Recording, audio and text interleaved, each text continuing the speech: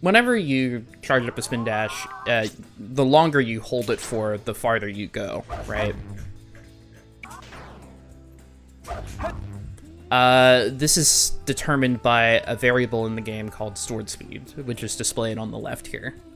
So you can see that whenever I'm on the ground, that sword speed is essentially a copy of the horizontal speed, speed X in this case, and that just gets stored along at the same time.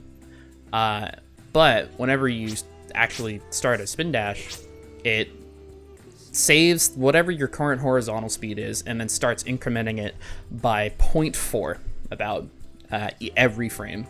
So for every frame, it starts going up by 0.4 until it reaches a maximum threshold of 10. Once it goes above 10, then it stops adding speed to that stored speed. And so holding the spin dash for longer does not increase it. And whenever you let go, you get sent at that stored speed value.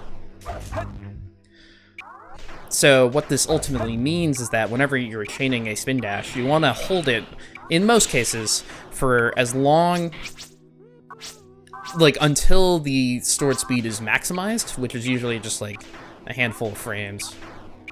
Really depends on what you're doing and how quickly you can chain spin dashes together.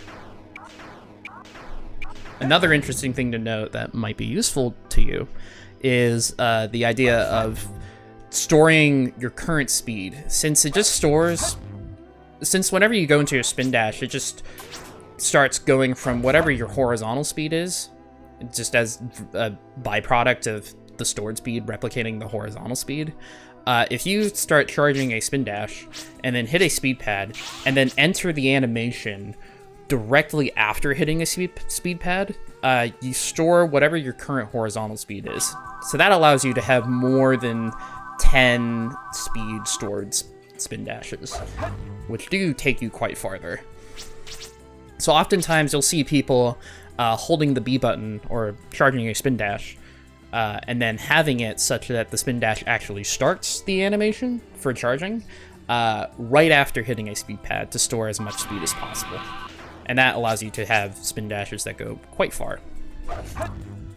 So that's a very useful thing to note. Obviously, if you're rolling down a hill, you know, you obviously want to roll down it as much as possible so that you keep gaining speed.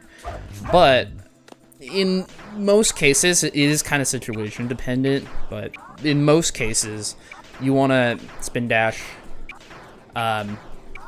whenever your stored speed reaches its maximum value, which is just like a handful of frames, and you want to chain those together pretty well.